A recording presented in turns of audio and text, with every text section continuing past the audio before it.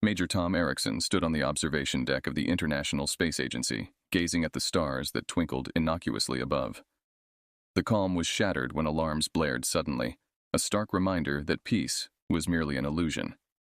Rushing to the command center, Tom encountered Director Hayes, who was coordinating with the global defense networks. "What's going on?" Tom asked, urgency in his voice. "We've intercepted an unidentified vessel entering our orbit," Hayes replied, his face tense as he motioned towards the radar screen displaying a fast-moving blip. "Origin?" "Unknown, but it's not responding to our hails," Hayes said, adjusting the communication link to try again. The room fell silent as the transmission crackled to life. A strained alien voice emerged, speaking in broken English. "Earth, you must listen. Danger. Coming. We are fleeing them." Tom stepped forward, his training kicking in. "This is Major Tom Erickson of the Earth Defense. Identify yourself and specify the nature of the threat." There was a pause, filled with static. "I am Soran of the Galdan. We are scouts, escaped. The Kriegan hunt us and all species. They will come for you next." The implications were dire. "How soon before they reach us?" "Days. Maybe less. Prepare." Soran's voice was filled with desperation. Hayes muted the comm, turning to Tom. "Get the defense ministers on the line. We need a meeting now." Minutes later, leaders from around the world appeared on the large screen, faces marked with concern. Tom outlined the situation. "We have credible intelligence of an impending attack by an alien species known as the Kriegan. Their intent is hostile, potentially existential." A German delegate interjected. "How do we know this isn't a misunderstanding? An alien ploy?" Tom was resolute. "The Galdan had nothing to gain by warning us. Our focus must be on preparation. We need a unified strategy to defend Earth." Discussions erupted, voices overlapping. It was the president of Brazil who called for order. "Major Erickson is right. Our petty disputes must be set aside. We face annihilation otherwise." As the meeting concluded with plans for a unified command under Tom's leadership, he knew the real work was just beginning. Exiting the room, he looked up once more at the stars, now a canvas for an imminent war. Preparations would start immediately. Earth would need every advantage, every strategy they could muster against the Kriegan threat. The game of survival was on, and humanity had to be ready to play. The tension in the Earth Defense Coalition's command center was palpable as Major Tom Erickson reviewed the latest satellite images. The dark shapes of Kriegan ships, unmistakable in their ominous design, were closing in on Earth's orbit. Beside him, Lieutenant Jenna Marks, his tactical advisor, pointed at the screen. "They're moving faster than any ship we've tracked before," Jenna observed, her voice steady despite the gravity of the situation. Tom nodded grimly. "Any communications from them?" "Nothing. It's like they want us to feel the dread," Jenna replied, adjusting the frequency on the communications panel. Suddenly, an aide rushed in, handing Tom a tablet with live feed from a remote military outpost in Siberia. The feed showed dark silhouettes descending from the sky. "Sir, the Kriegan have initiated the first strike," the aide reported, urgency in his voice. Tom's jaw clenched. "Get me a line to that outpost, now!" The screen flickered, then cleared, showing Captain Ilyana Petrov, her face set in determination. "Major Erickson, we're under attack. The Kriegan have launched a ground assault. We are outnumbered but holding our ground." Tom's response was decisive. "Captain, reinforcements are en route. Hold them off at all costs." "Yes, sir," Ilyana replied before the feed cut out to static. Tom turned to his team. "Mobilize all units. This is not a drill." As forces were deployed, Tom and Jenna monitored the outpost's perimeter through satellite imagery. Explosions lit up the screen, each burst marking the resistance Earth was putting up. Jenna's voice broke the tense silence. "Their technology is decades ahead of ours. How do we counter such advanced weaponry?" "We adapt and survive," Tom stated firmly. "Use what we have to our advantage." Hours passed with reports flowing in. The Kriegan were relentless, but human forces were resilient, adapting urban warfare tactics to disrupt the invaders' advances. Finally, a call came through. Captain Petrov appeared on screen again, fatigue evident but her spirit unbroken. "Major, we've held them back for now. Casualties are high, but we've learned a lot about their combat strategies." Tom nodded, relief mixed with resolve. "Well done, Captain. We'll use this knowledge to our advantage. Prepare for extraction and regroup." As the call ended, Tom looked around at his team, their faces marked by both exhaustion and a newfound resolve. "This is just the beginning," he said. "The Krigan have shown their hand, and now it's our turn. We know they can be fought, and we know they can bleed. Let's get to work." The chapter closed on a world united in unprecedented solidarity, their resolve hardened by the fires of conflict, ready to stand against a formidable foe. In the dimly lit halls of the United Nations, Major Tom Erickson strode towards the assembly room, the weight of the world on his shoulders. His uniform, adorned with the insignia of the Earth Defense Coalition, EDC, bore silent testimony to the recent battle. Today, he was not just a soldier, but a symbol of Earth's urgent need for unity. As Tom entered the room, a hush fell over the gathered delegates. He wasted no time, his voice resonant and clear. "Ladies and gentlemen, the first attack was a test, not just of our defenses, but of our resolve. The Krigan will return in greater numbers."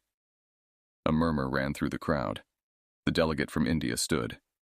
"Major Erickson, while we appreciate the gravity of the situation, what assurances do we have that further militarization will protect us?" Tom met his gaze. "None. But I can assure you that without a unified defense, our chances diminish significantly. We've seen their technology, their tactics. We are adapting, but we need global commitment." The Chinese ambassador raised a hand. "What do you propose?" "Consolidate our resources," Tom replied. "Form a single, cohesive force under the EDC, standardize our weaponry, share intelligence, and train together. Fight as one." The room buzzed with whispered discussions and nods of agreement. The ambassador from Brazil stood next, her tone earnest. "Brazil recognizes the need for solidarity. We will support your proposal, Major." One by one, other nations voiced their support. The tide was turning, but the real work was just beginning. As the assembly adjourned, Tom felt a slight easing of the tension in his shoulders. The path ahead was fraught with danger, but now, at least, humanity would face it together. Outside the UN, Tom met with his advisors. "It's time to escalate our training programs. We need every soldier ready for what's coming." Lieutenant Marks, always by his side, handed him the latest intelligence report. "Sir, we've spotted more Krigan activity near Jupiter's orbit. Looks like they're not wasting any time." Tom glanced over the report, his mind racing. "Set up a meeting with the defense chiefs. We'll need to discuss positioning our fleets." Back at the EDC headquarters, Tom addressed a room full of military leaders and tacticians. His speech was impassioned, focusing on strategy, preparation, and the importance of agility in the face of a technologically superior enemy. "As we adapt our tactics, remember this," Tom concluded. "The Krigan have shown us they are formidable, but they have also shown us they are not invincible. Each ship we down, each skirmish we survive, we learn, we improve. That's how we'll win this war." After the meeting, as Tom walked through the corridors of the command center, he paused to observe the young soldiers training outside. Their determination fueled his own, reinforcing his belief that despite the odds, humanity's spirit could indeed turn the tide. The chapter concluded with Tom looking out over the base, a silent vow forming between him and the evening stars. A vow to protect, to fight, and ultimately to win. The war room at Earth Defense Coalition headquarters was a hive of strategic planning. Major Tom Erickson, standing firm before the digital world map, marked key points with a laser pointer, highlighting vulnerable Krigan positions. Around him, military leaders and technicians buzzed, cross-referencing data and adjusting their plans. "Jenna, ensure the assault teams are synced. The window is narrow and surprise is our best weapon," Tom instructed, his voice a calm command amidst the urgency. Lieutenant Jenna Marks, always reliable, nodded. "I'll personally oversee the final checks, Major. The teams are prepared and motivated." Today's mission, dubbed Operation Thunderstrike, was ambitious. It involved simultaneous strikes on Krigan outposts on Earth and a few select targets in orbit, exploiting newly discovered weaknesses in Krigan logistics and communication. Tom addressed the room, filled with the best pilots, special forces, and tacticians. "Today, we turn the tide. Use the shadows, strike hard, and disappear. Remember, our goal is to disrupt, not engage in prolonged combat." The operation kicked off at dusk. Stealth jets, cloaked in the latest adaptive camouflage, pierced the twilight skies. On the ground, elite squads, using the cover of newly erected urban ruins, advanced towards their objectives. Meanwhile, in space, Delta Squadron, piloted by the daring Captain Lucas Nguyen, maneuvered through the debris of shattered satellites to approach a Krigan supply station undetected. Back on Earth, the reports started coming in. The North African outpost was the first to confirm success. Explosives set off, crippling the enemy's communication array. Cheers erupted in the command center, but Tom remained focused, monitoring the unfolding operations. Jenna relayed real-time updates. Echo Team has taken out the radar station in the Pacific. Delta Squadron is now engaging the supply station. On the main screen, a live feed from Captain Nguyen's cockpit showed the precise moment they launched their torpedoes at the Kreegan station. A brilliant explosion blossomed in the void, signaling a critical blow to the enemy's resupply capabilities. As the night deepened, more reports of success flooded in. Yet the victory was not without cost. Tom knew every strike carried a price in lives and resources. As the last team reported in, Tom allowed himself a brief moment of satisfaction. Well done, everyone. Let's start planning our next moves. The Kreegan will retaliate, and we need to be ready. Under the barren surface of Mars, a revelation awaited. Major Tom Erickson sat in a briefing room, poring over the latest satellite images sent from the Martian rover. Beside him, Dr. Eliza Cortez, a leading astrophysicist and expert in extraterrestrial archaeology, pointed to an anomaly in the Valles Marineris. "We've detected unusual energy signatures here," Eliza explained, her finger tracing the deep canyon walls on the screen. "Initial scans suggest it's an ancient artifact, possibly predating known civilizations. It could be a weapon or a tool, but definitely alien technology." Tom's interest was piqued. Could this help us against the Kreegan? It's a long shot, but yes. If we can understand its function, we might unlock a new defense mechanism or even an offensive capability. Eliza responded with cautious optimism. Tom made the decision quickly. "Prepare a team. We're going to Mars." The journey to Mars was tense, with the threat of Kreegan interception looming every second. Upon landing, Tom led a specialized unit to the coordinates. The Martian winds howled through their suits as they descended into the canyon, the alien artifact glowing with a pulsating light that illuminated the rocky walls. "Look at this," Tom said, examining the intricate carvings on the artifact. "It tells a story, maybe a warning." Eliza, working on her portable scanner, nodded. "It's powered by something we've never seen. The energy output is off the charts. This could change everything." Their mission was complicated by a sudden attack.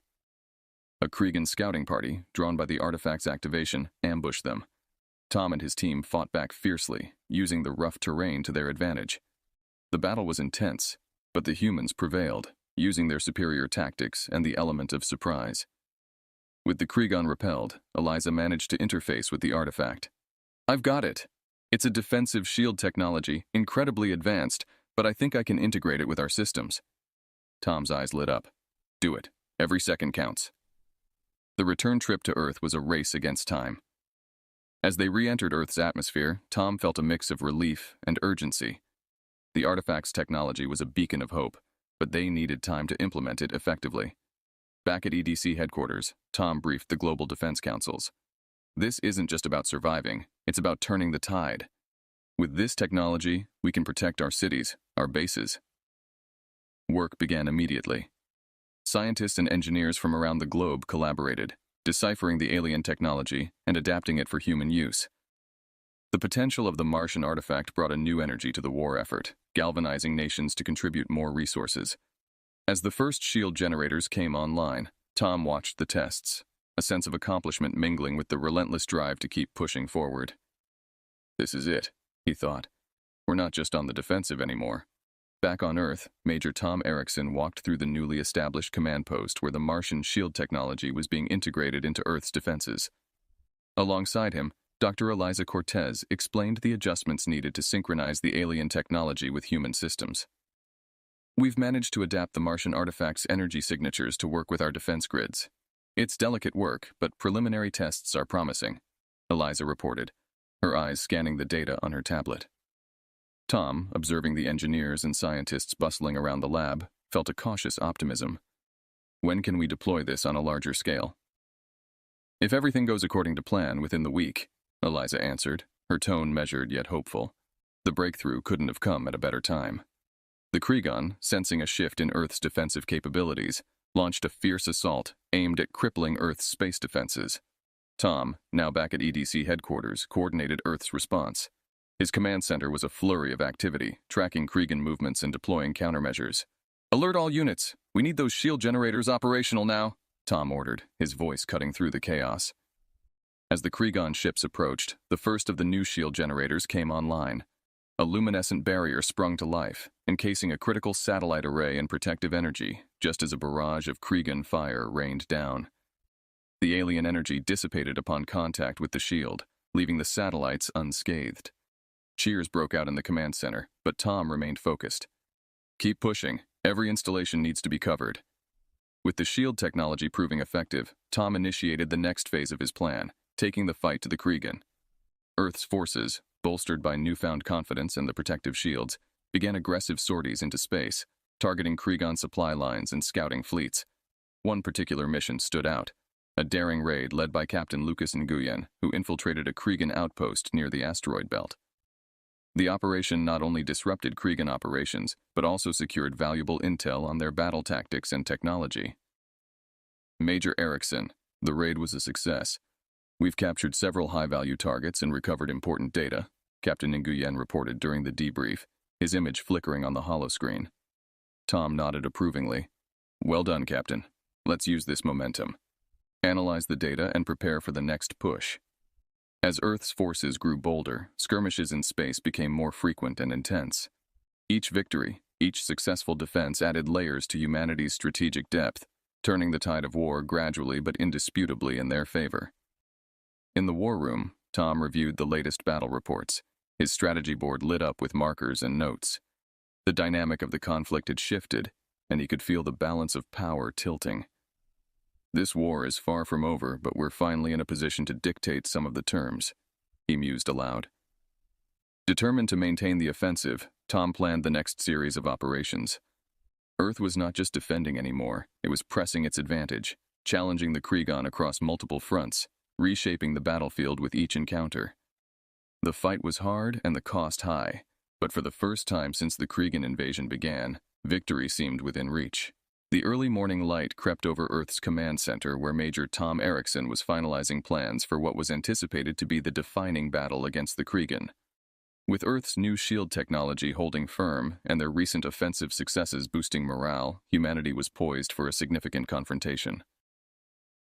"Reports indicate a large-scale mobilization of Krigan forces heading towards our primary defense grid," announced Lieutenant Jenna Marks as she displayed the incoming fleet's trajectory on the holographic map.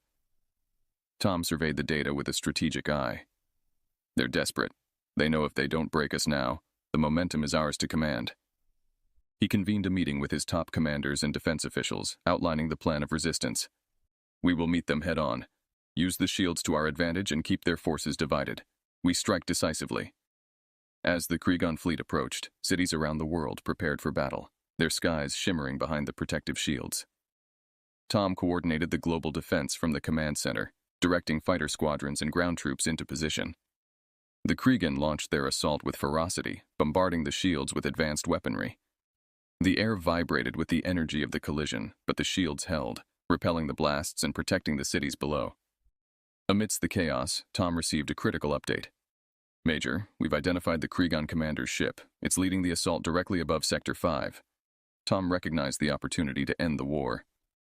"Deploy the strike team. I'll lead the charge." Boarding one of the EDC's fastest ships, Tom spearheaded a daring offensive. They maneuvered through the battle, dodging debris and energy blasts until they were within range of the Krigan commander's vessel. With precise movements, Tom's team boarded the ship, engaging in intense combat with Krigan soldiers. The narrow corridors echoed with the sounds of gunfire and the clash of metal on metal. Tom pushed forward, driven by the stakes of this fight. Finally, he confronted the Krigan commander, a towering figure clad in battle armor. They exchanged blows in a fierce duel, each strike a testament to their resolve. Tom, utilizing a combination of human ingenuity and combat skill, managed to overpower the commander, disabling him and seizing control of the ship. With the Krigan commander captured and their flagship under human control, the remaining Krigan forces faltered. Seeing their leader defeated, their resolve waned, and they began to retreat. Tom, breathing heavily from the exertion, contacted Earth. "The commander is in custody. Their flagship is ours. Stand down all forces." As the news spread, a wave of relief and triumph washed over the planet. People poured into the streets, celebrating the victory. Tom watched from the command ship, a sense of pride swelling in his chest. They had faced annihilation and stood firm, turning despair into victory. The final stand had indeed shifted the course of the war, setting the stage for a new era of peace and security. Earth had not only survived, it had emerged stronger, united by the common cause of defending their home. After the monumental victory, Earth's landscape was forever changed. Major Tom Erickson stood before the newly formed United Earth Council, a coalition of leaders and representatives from every nation, forged in the crucible of the war against the Kriegan. The council chamber, a symbol of unity and cooperation, was filled with a sense of purpose as they discussed the future. Tom addressed the assembly, his voice carrying a mix of authority and humility. We've been given a second chance, not just to rebuild, but to redefine our place in the cosmos. We must use this opportunity to establish lasting peace and extend our hand to other civilizations. The Council agreed, passing resolutions to strengthen Earth's defenses and to explore diplomatic relations with other galactic entities. The Kriegan commander, now a prisoner of war, provided valuable insights into the galactic political landscape, which would aid in these diplomatic efforts. Meanwhile, cities were being rebuilt, incorporating both the technological advancements from the war and the alien technology recovered from the Kriegan. Tom visited these sites frequently, meeting with community leaders and citizens, ensuring that the rebirth of these urban centers was aligned with the ideals of resilience and innovation. In the rebuilt Central Park of New York City, a monument was erected, commemorating those who had fallen during the war. Tom stood before it, the names of fallen comrades and civilians etched into the stone, a somber reminder of the cost of freedom. As he laid a wreath, Tom reflected on the journey. We fought not just against invaders, but against our own fears and divisions. Let this monument remind us of what we can achieve when united. The news of Earth's victory and its open invitation for dialogue resonated throughout the galaxy. Alien races, once skeptical of human intentions, began to view Earth as a beacon of stability and a potential ally. Delegations from various planets visited Earth, initiating talks that were once deemed impossible. Amidst these diplomatic advancements, Tom took a more personal journey. He visited schools and academies, sharing stories of the war, not to glorify the conflict, but to inspire a new generation to value peace and aspire to be guardians of their world. One evening, as Tom watched a sunset from the same observation deck where the war had first touched Earth, Jenna Marks joined him, her presence a comfort. "We've come a long way, haven't we?" she asked, her gaze on the horizon. Tom nodded, his eyes reflective. "Yes, we have. But this is just the beginning. We have the chance to mold a future where war is an anomaly, not an inevitability." As the sun dipped below the skyline, casting long shadows over the city, Tom felt a profound connection to Earth and its inhabitants. The planet had survived, its people had thrived, and now they looked to the stars not with fear, but with hope and a sense of responsibility. The war had ended, but for Major Tom Erickson and all of humanity, a new chapter was just beginning, one filled with potential, guided by the lessons of the past and a relentless pursuit of a peaceful future.